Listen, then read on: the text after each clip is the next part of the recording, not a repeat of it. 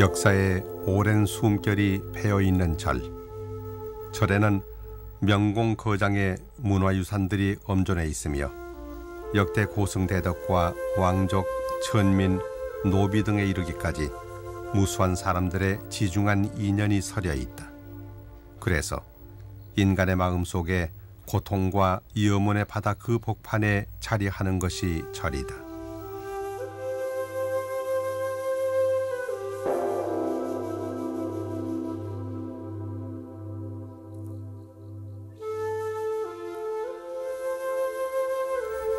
약사열의 영험도량 수락산 흥국사.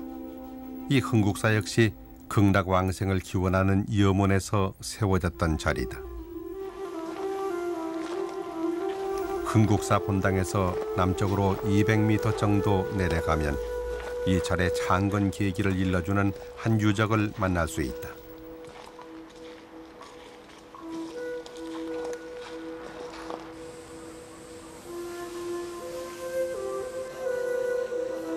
조선 왕조 최초의 대원군이었던 덕흥대원군의 묘소. 조선 14대왕 선조는 부모의 명복과 극락왕생을 비는 뜻에서 이곳에 묘소를 모시는 한편 흥덕사라는 사액을 내려 흥덕사를 원당 사찰로 삼았다.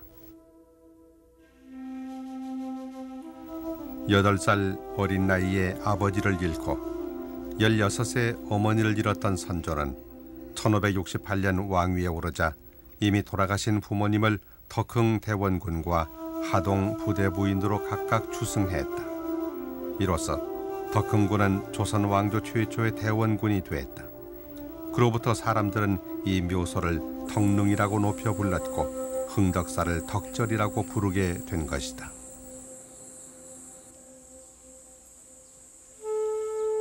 아늑한 숲속에 그 단아한 모습을 드러내는 흥국사.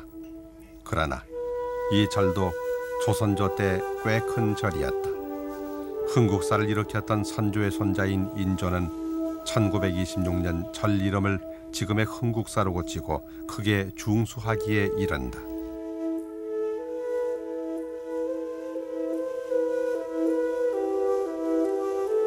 국중의 수사찰로 꼽히던 흥국사는 조선조를 장식하는 두 대원군과 인연이 깊다. 덕흥대원군보다 300년 뒤의 인물인 흥선대원군은 요사체에 걸려있는 현판을 써서 남겼다.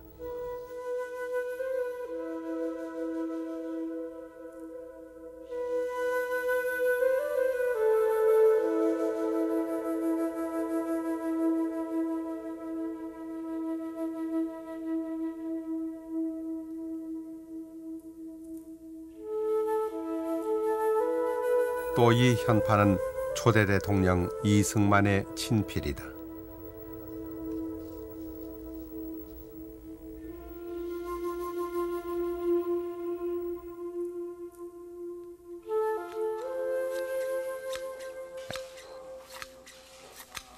사철 청량한 향나무의 형내가 짙게 배어나는 곳. 흥국사 경내는 넓지는 않지만 매우 단아하게 가꾸어져 있다.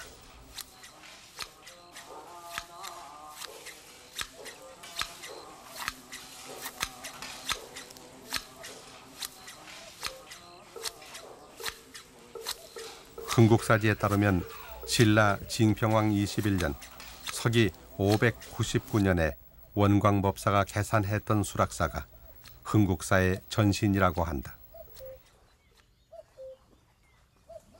그러나 그 후 조선 초기까지의 흥국사에 대한 사적은 전해지지 않는다. 다만 흥국사는 오랜 세월 동안 약사열의 영험이 높은 기도처로 알려져 왔다. 흥국사에는 이와 관련된 설화가 전해진다.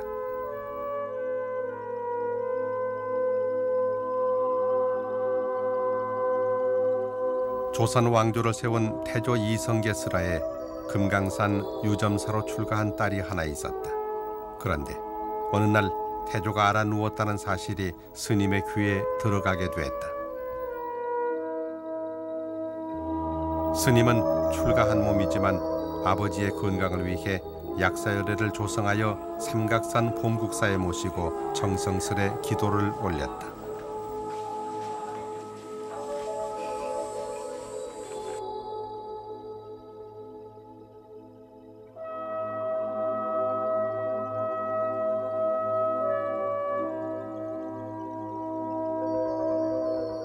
그 기도의 영험이었는지 태조의 병은 깨끗이 완쾌됐다. 그리고 이러한 소문이 널리 퍼져나가 봉국사에는 기도를 드리려는 신도들의 발길이 계속됐고 사세가 날로 커져갔다. 그러던 어느 날 봉국사에 봉안된 약사열애가 호련히 사라지고 말았다.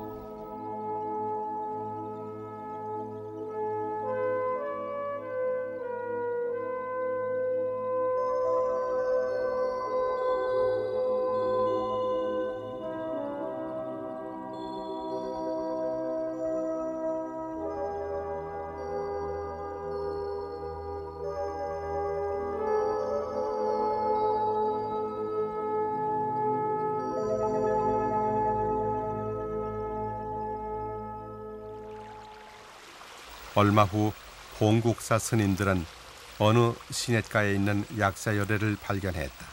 그러나 아무리 많은 사람들이 들어서 옮기려 해도 꼼짝하지 않았다.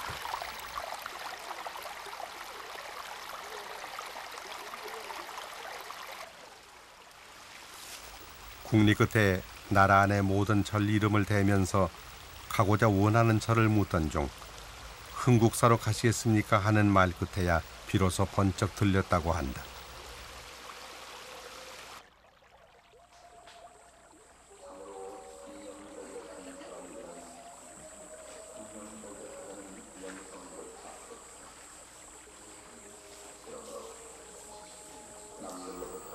그리하여 흥국사에 모셔지게 된 약사열애가 바로 만월 보전 안에 있는 부처님이라는 것이다.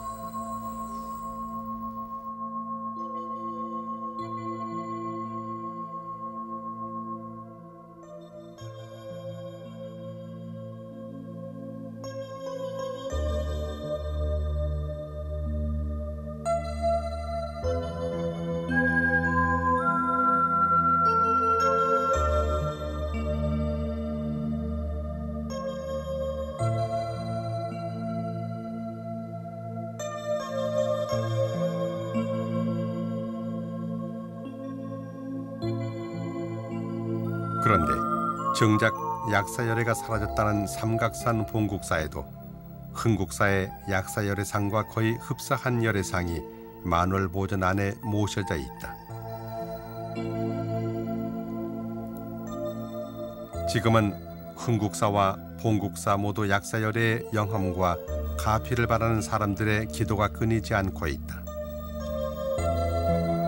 다른 어느 절보다 뛰어난 불화와 벽화 등이 많이 남아있는 곳이 흥국사다. 흥국사에는 근세에 뛰어난 화승들이 많았다.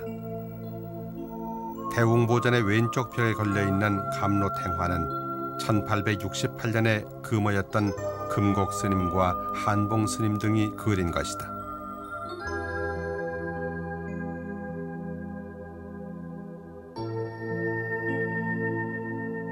이승에 살고 있는 중생들의 업보윤회를 나타내고 있는 감로탱화는 우리나라만의 독특한 불화 양식이다. 이 탱화 속의 인물들은 당시의 복식과 풍속 등을 잘 보여주고 있다.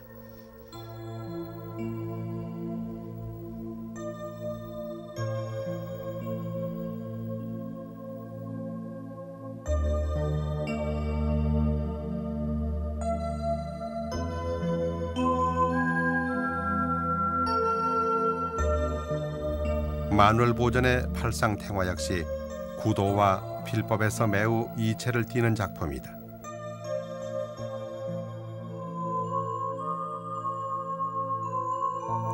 이 탱화는 1892년에 경선스님 등이 그린 것이다. 전반적으로 이 탱화 속의 각 인물들의 모습은 화려한 색채, 정묘한 필선으로 탁월하게 묘사돼 있다.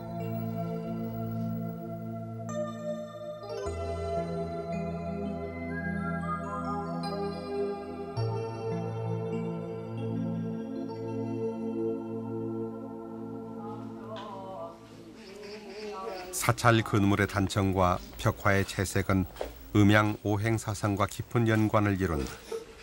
무엇보다도 오방색이라 하여 청황, 적백, 흑 등 5가지 색을 기본으로 하는 단청. 단청은 각 방위와 위치에 따라서 정해진 양식에 어긋나지 않게 채색되는 법이다.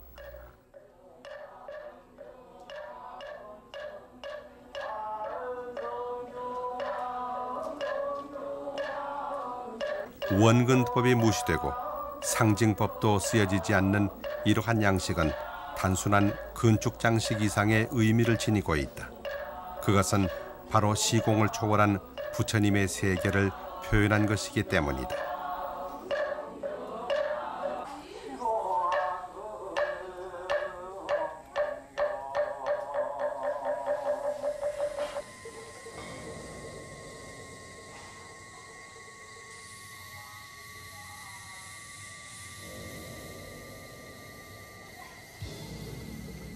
대웅보전 왼쪽에 있는 영산전의 단청은 보기 드문 걸작으로 꼽힌다.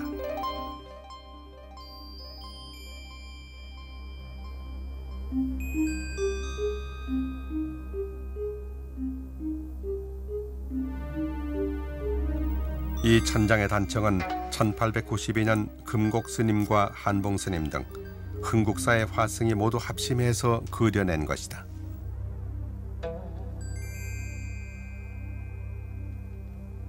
불국정토를 그대로 형상화시켜 놓은 영산전 내부는 흥겹게 음악을 연주하는 천녀들의 옷깃이 금방이라도 펄럭이며 휘감을 듯하다.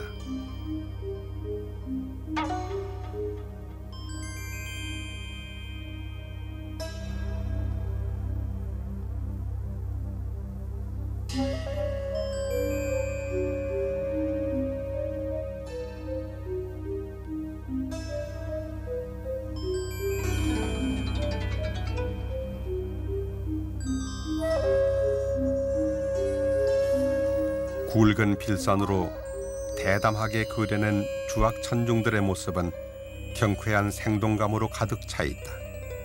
굵은 필선으로 처리된 것은 중국과 일본 화풍의 영향이지만 그 외 대부분은 전통적인 필법에 따라 그려져 있다.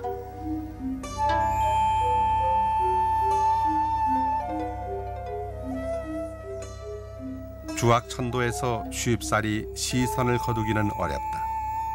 사람을 몰입시키는 천상세계의 진경이 바로 거기에 있기 때문이다.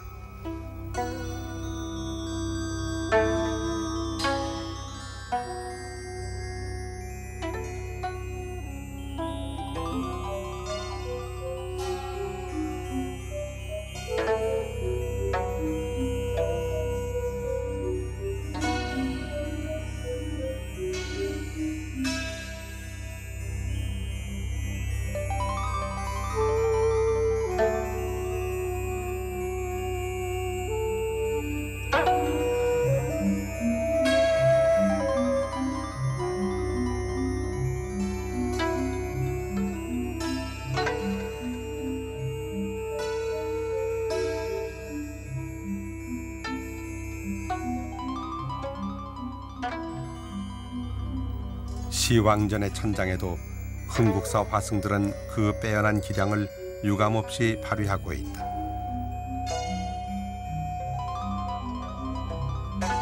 인물의 정확한 묘사와 움직이는 동작을 예리하게 포착해내고 있는 그림들. 그 옛날부터 덕절 스님은 불을 떼면서도 부직갱이로 시왕초를 그린다고 했다. 그 덕절 가풍이 헛된 말이 아니라는 것을 실감케 하는 말이다.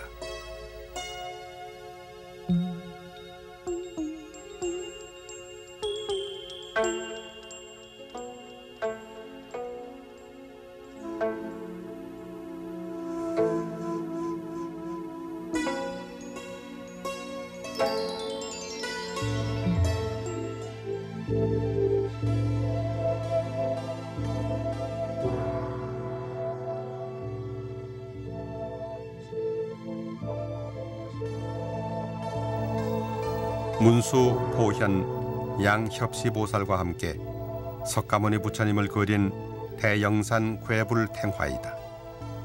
1858년 성은스님과 기봉스님 등이 그린 작품으로서 진경시대의 화풍을 그대로 계승하고 있다.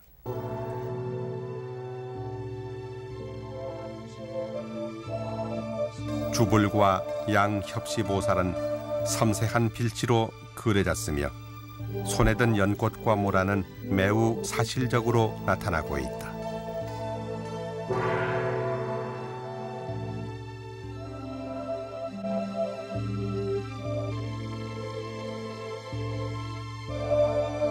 괴불은 원래 법회나 의식의 성격에 따라 그에 알맞는 것을 봉안하는 것이 원칙이다. 이 괴불은 영산지에 쓰였던 영산회상도이다.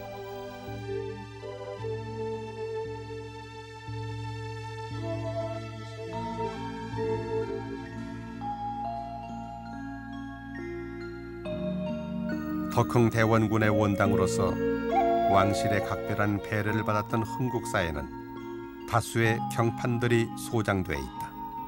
모두 7종 200여 판이 넘는 경판들. 흥국사에서 소장하고 있는 경판들 중에는 남호 영기대사가 직접 글을 쓰고 판각한 것이 많다.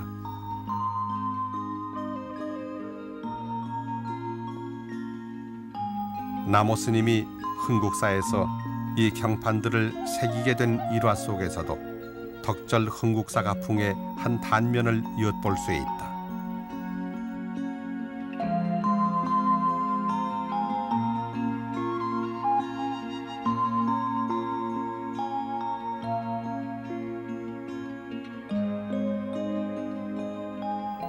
남호 스님은 일찍이 부모를 여의고 시집간 누이와 함께 살다가 문둥병에 걸리고 말았다. 누이 집에서 쫓겨난 뒤 문둥이들과 함께 떠돌며 걸식하다가 12살 되던 해인 1831년 추운 겨울날 강원도 철원군 보계산 지장암에 들어가게 되었다.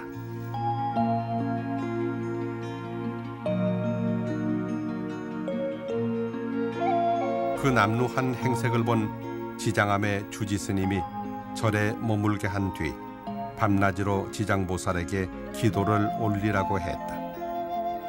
정성으로 기도를 올리던 어느 날 문득 잠이 들었는데 꿈속에 노승이 나타나 몸을 어루만져주면서 병이 낫거든 출가하여 스님이 되라고 말했다. 잠에서 깨어나고 보니 문둥병은 씻은 듯이 다 나았다.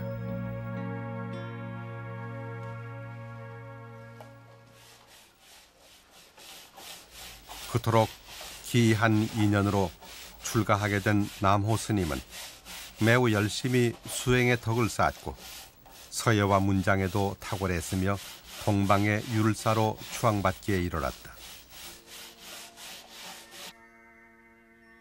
남호 스님은 주로 흥국사에 머무르면서 화계사와 봉은사 등에서 설법하기도 했다. 특히 남호 스님은 부처님의 은혜를 갚는 첫 번째 길은 바로 사경, 즉 경전을 쓰는 것이라고 강조했다.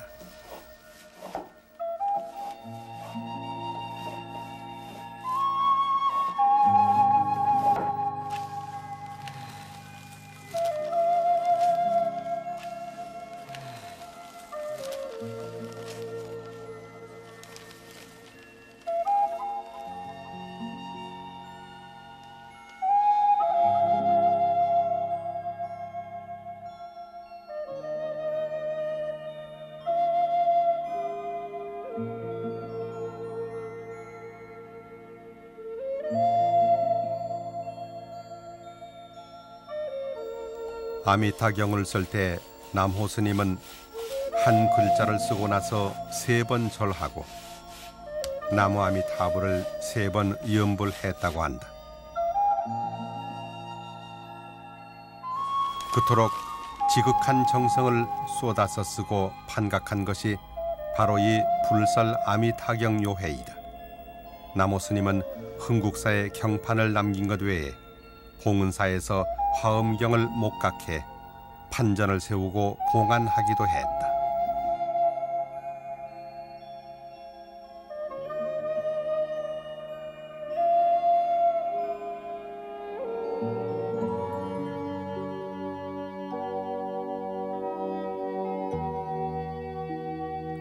경내 어느 곳에서든 덕절의 향기를 만날 수 있는 곳이 흥국사이다.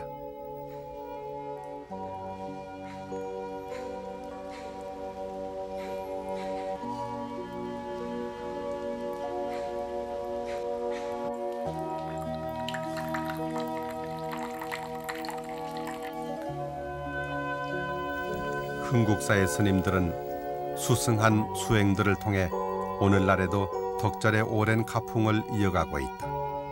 한 잔의 차를 마신다는 것은 말 그대로 다반사이며 일상적인 예산일일 터. 하지만 선수행하는 스님들에게 차 한 잔은 선의 맛 그대로이며 선의 기쁨 그 자체라 할 것이다.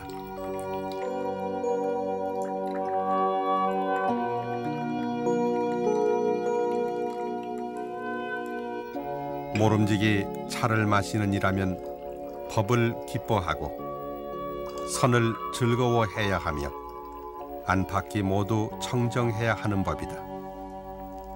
흥국사의 스님들은 타선일치의 차생활로 일생을 보냈던 고려시대 나홍희근 스님의 선계와 같은 수행을 계속해가고 있다. 목마르면 차 마시고 고운하면 잠잔다는 타선 이려의 경지를 이루는 내용이 그것이다.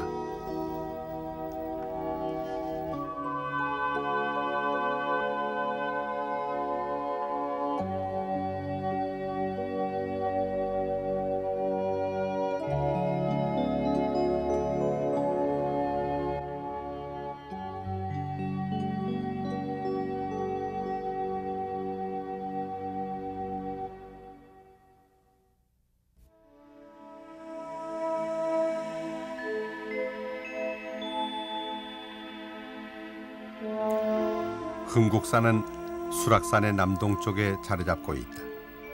주변의 산들과 원근 고저가 거의 균형을 이루어 마치 연꽃이 반쯤 핀 형상, 그 아름다운 풍치 속에 흥국사는 자리한다.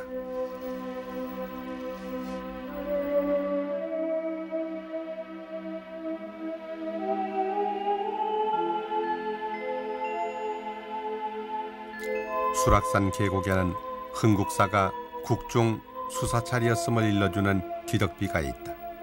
비문에는 1790년 정조 14년에 흥국사가 오규정소를 보익하는 독립공원소로 지정됐음이 나타나고 있다. 그러나 현재 흥국사의 건물은 10여 채 남짓, 융성했던 옛 모습은 이제 많이 달라졌다. 신장상이 그려져 있는 요사체의 부엌문이다. 사천왕문이 없는 대신 이 부엌문의 그림이 그 역할을 대신하고 있다.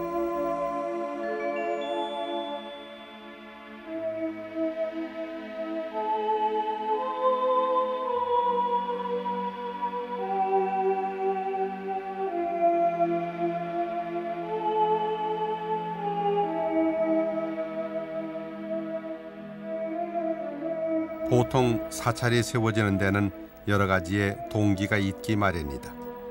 왕실의 원찰로 세워진 흥국사의 경우에는 그 가람배치에서부터가 매우 독특한 구조를 띠고 있다.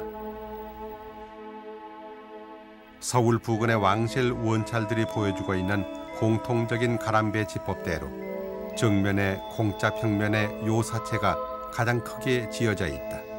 그리고 이 건물의 앞 뒷면에는 모두 흥국사라는 표넥이 걸려 있다.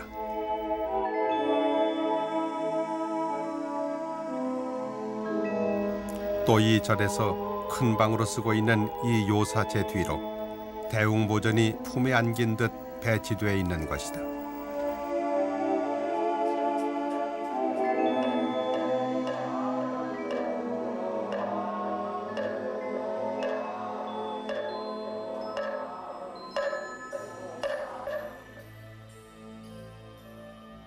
대웅보전에는 영조 전반기에 조성된 것으로 보이는 목조 삼존불 좌상이 봉안되어 있다.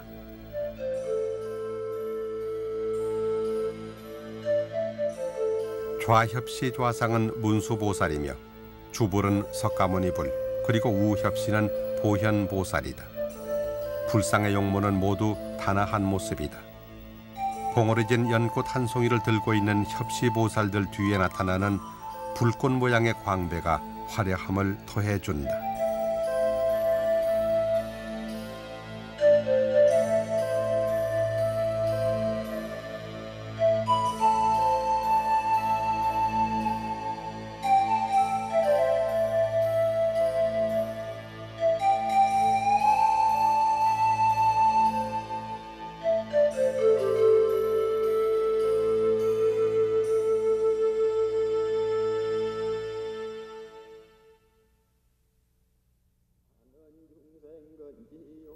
대웅보전은 1568년 선조 원년에 처음 지어졌다.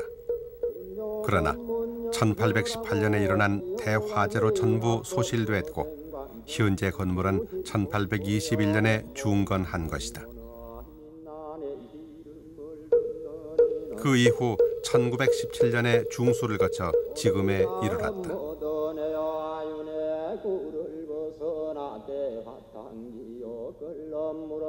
대웅보전 외벽의 공포는 조선 후기의 장식적인 조각수법을 잘 보여주고 있다.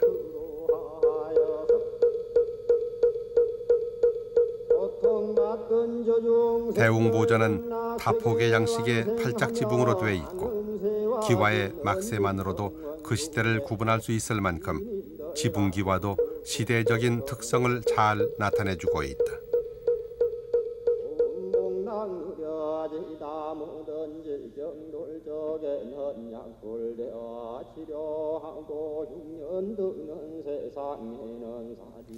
대웅보전 지붕의 추녀마루에는 여러 가지 잡상 조각이 늘어서 있다.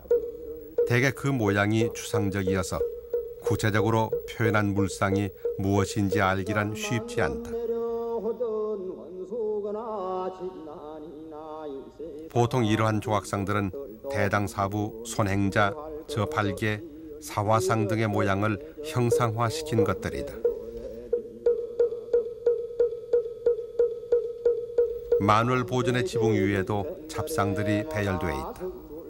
맨 앞에 서 있는 대당사부상을 세간에서는 강감찬 장군상이라고도 한다. 이것은 벼락도 두려워하지 않을 만큼 용맹하던 장군을 지붕 위에 세워놓고 벼락을 맞고자 했던 소박한 민심이 투영된 것으로 보인다.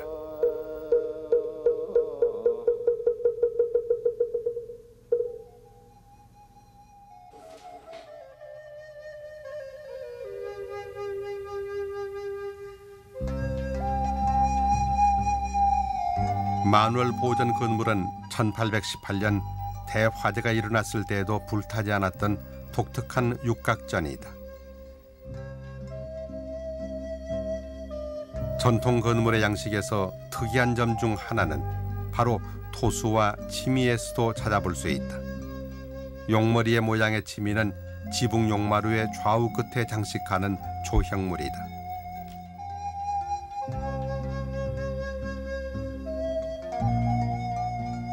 마치 이무기와도 같은 물고기의 머리 모양을 하고 있는 토수는 처마 끝에 설치된다. 비바람에 드러나 있는 추녀가 목재로 되어 있어서 이를 보호하기 위한 것이다. 날듯이 들려있는 추녀 끝은 그 자연스러운 휘어짐으로 제작 기법이 몹시 까다로우나 그 모습은 비할 데 없이 아름답다.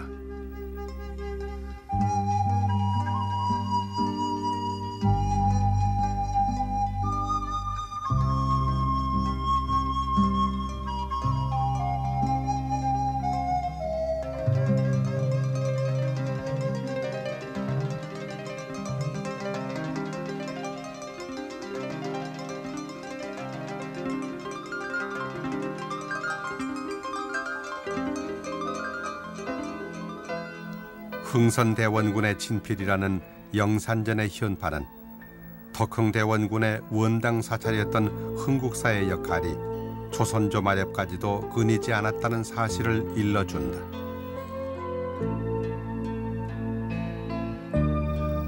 아마도 흥선대원군은 덕능을 참배하고 흥국사에 들려 복잡다단한 조정사 직무의 시름을 한 가닥쯤 풀지는 않았을까. 다포작으로 조밀하고 장엄한 모습을 갖춘 보궁형의 닷집이 영산전 삼존불 위에 지어져 있다.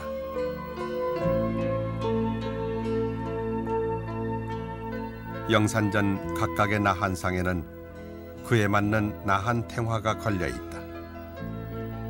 온통 뜻깊은 불화로 가득한 영산전. 영산전 내부는 문이 달린 정면을 제외하고는 천장의 주악천도까지 그 이전 어느 곳에서도 체험해보지 못한 새로운 세계를 열어놓고 있다.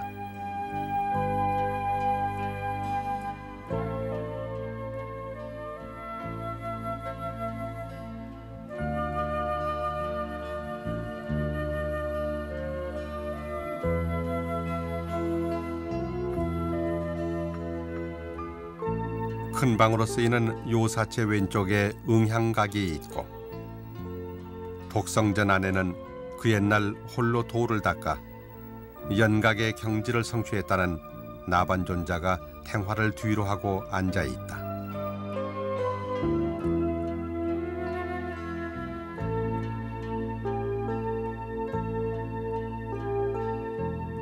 시왕전은 대웅보전의 왼편 아래쪽에 있다. 그 안에는 지옥계의 판관인 시왕상이 주벌인 지장보살상을 중앙으로 해서 좌우로 배열돼 있다.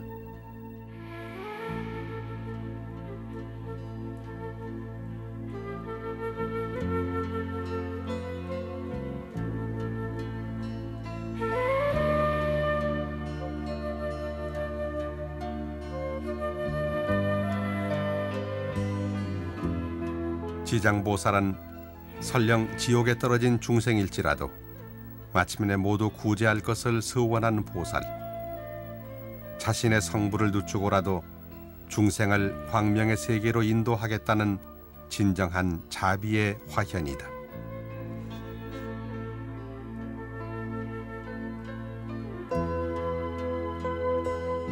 산신을 모신 타나각은 만월보전 오른쪽 위에 있다. 산신숭배는 산이 신성한 신의 거주 공간이라는 민간 신앙에서 비롯된 것이다. 이처럼 다양한 민간 신앙까지도 포용하고 있는 곳이 바로 절이며 불문이다.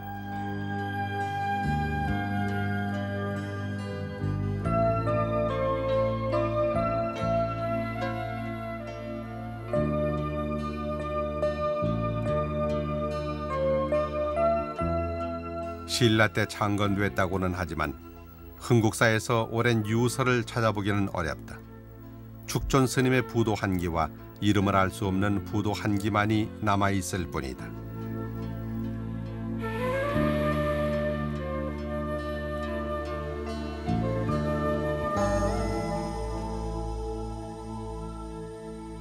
절은 무수한 상징으로 가득 찬 세계이다.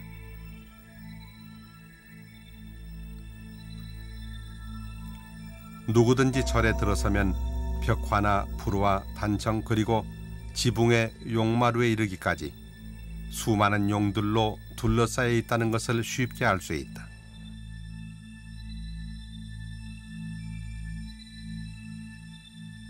불교와 직접적인 관련이 없어도 민간 설화에 등장하는 용약이 몇 가지쯤 들추기란 그다지 어렵지 않은 것이다.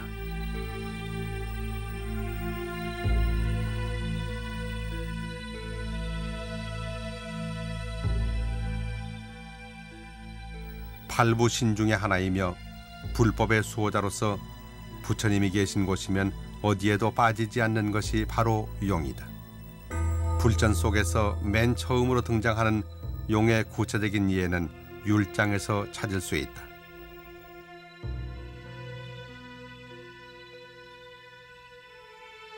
깨달음을 얻은 부처님이 선정에 잠겨 있을 때 무찰린다 용왕은 비바람을 막아주고 추위와 더위로부터 부처님을 보호하기 위해 자신의 몸으로 부처님을 감아주었다고 한다.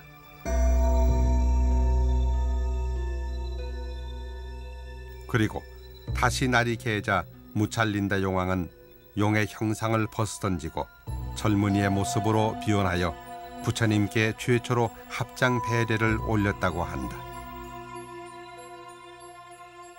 이로써 귀불 호법의 대표적인 축생으로 용이 꼽히게 된 것이다. 사분율에서는 축생으로서 가장 처음 삼귀의계를 받은 것도 에라파타라는 용왕이라고 기록하고 있다.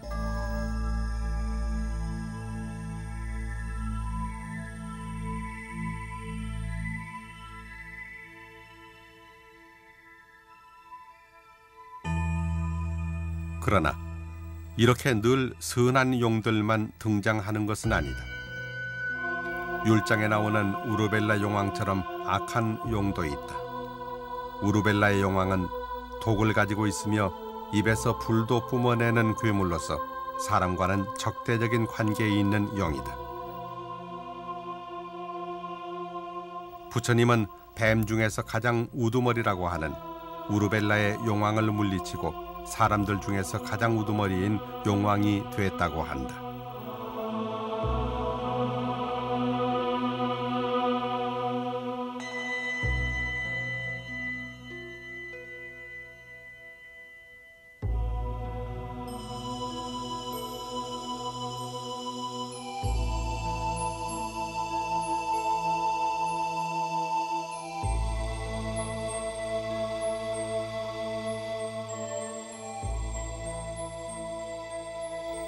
용에 대칭되는 산크리스토인 나아가라는 단어가 지시하는 대상은 대체로 뱀과 일치하는 예가 많았다. 하지만 점차 신격화됨에 따라 경전과 신화 속에 등장하는 용은 뱀의 형상과 동일시할 수 없을 만큼 많은 상징을 담게 되었다.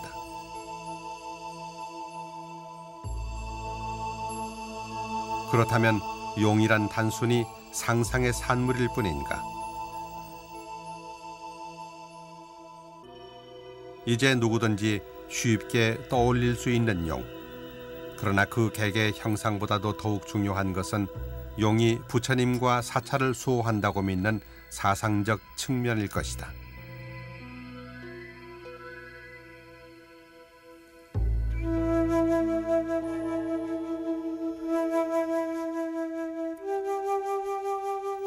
석전 박한영 스님이 쓴 수락산 흥국사 기적비에는 신라 진평왕 때 원광법사가 창건한 수락사가 흥국사의 전신이라고 기록하고 있다.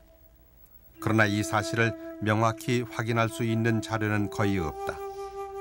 동국여지승남 권 10일 양주 부루조에는 수락사의 이름이 들어있지만 정조와 순조 연간에 편찬됐을 양주읍지에서는 수락사가 폐사되었다는 기록이 남아있다. 더구나 그 양주읍지 기록의 흥국사는 아직 이름조차 보이지 않는다. 그러나 덕흥대원군의 조포사 겸 원찰로 출발해서 지속적인 왕실의 후원 아래 중창불사를 거듭했던 흥국사.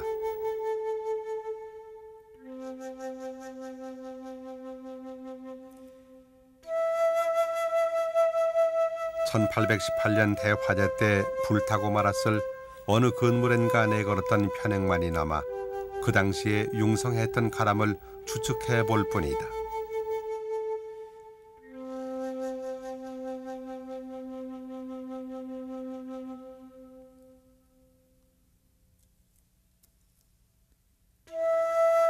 사라지는 것이 있으면 어디에선가는 또다시 생겨나는 것이 있다. 1994년 흥국사는 스리랑카에서 모셔온 부처님의 진신사리를 봉안해 이 3층 석탑을 만들었다.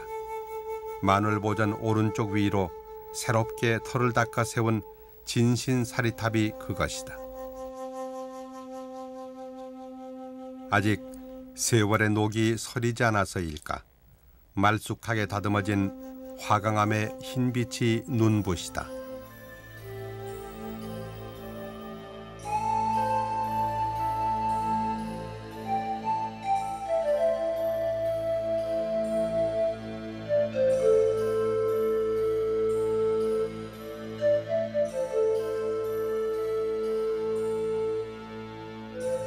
지금의 훈국사는 더 이상 어느 현궁의 원찰도 아니며 어느 왕실의 비호 또한 받지 않는 자리다. 다만 순수한 사찰의 기능을 다하는 부처님의 도량으로서의 역할을 다해오고 있다. 서울에서 가깝고 수락산을 오르는 등산로의 초입의 위치에 있어서 사람들의 발길이 끊이지 않고 있는 곳이 흥국사이다. 흥국사는 이들을 위해 현재 가람배치를 손상하지 않으면서 일주문과 건물들을 짓는 불사를 차분히 진행하고 있다.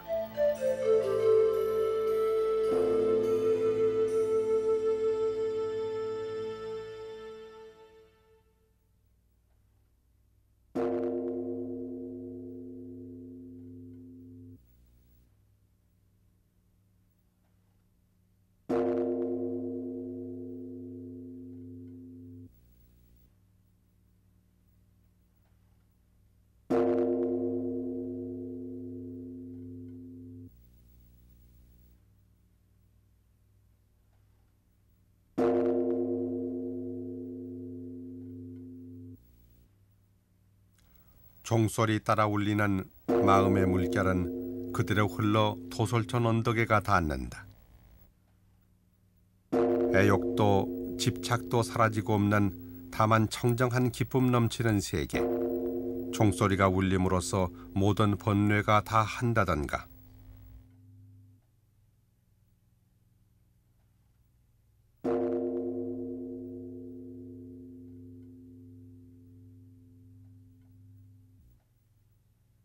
욕심에 물들지 않고 성냄이 없으며 어리석음도 없는 마음의 천상을 꿈꾸는 이에게 울려가는 소리. 종소리는 이름 그대로 하늘의 소리이다.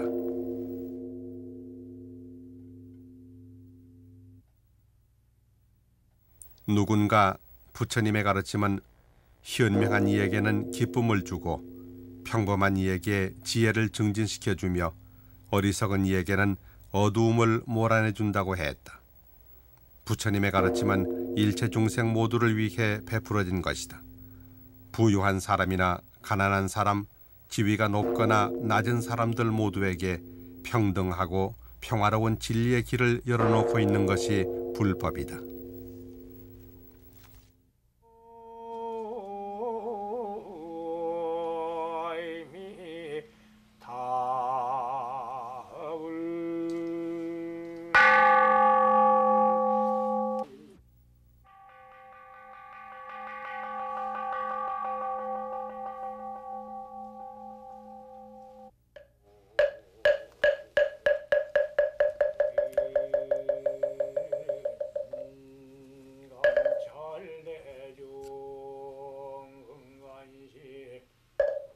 새벽 예불에서 저녁 예불까지 매일 똑같이 되풀이되는 산사의 하루 일과는 단조롭기만 하다.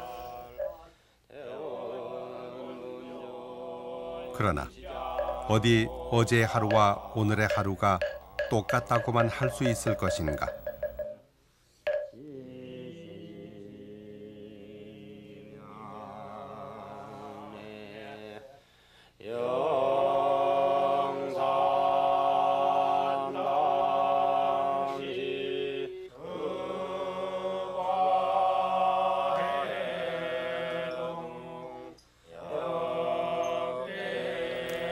일찍이 부처님은 하루 일과를 5으로 구분하여 생활했다고 한다. 일생 동안 매우 열정적으로 활발한 가르침을 폈던 전도여 행으로 일관했던 부처님. 눈이 어두워 보지 못할 뿐 부처님은 언제 어디서나 찬란히 빛난다.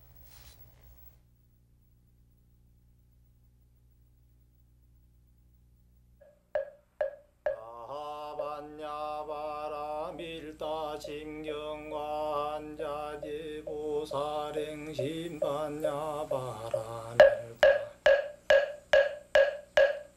적여놓은 계공도 일체고 액사리 자색불이 공공불이 세색 즉시 공공 즉시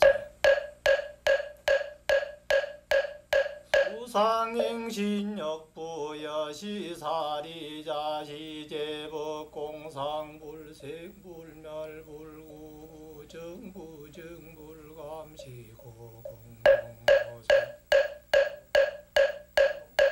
우수상행식무한이 비설신의 무색성량 및 조범무한계 절은 늘 그 자리에 있다. 때론 무연히 지나치듯 그렇게, 때로는 삶의 눅진한 고뇌를 안고 이루지 못한 서원을 안고 들려보는 절. 절은 늘 마음속에 자리한다. 마음에 자리하는 절 속에서 덜어는 무심히 다녀간 오랜 역사와 또 잊고 사는 자신 본 모습과의 만남도 이루어지는 법. 흥국사 역시 마음속에 자리하는 절이다. 지난날의 모습을 안고 내일을 향하는 그리움처럼 새로운 만남을 기다리는 흥국사. 흥국사는 마음자리 한 구석 늘 거기 그 자리에 있다.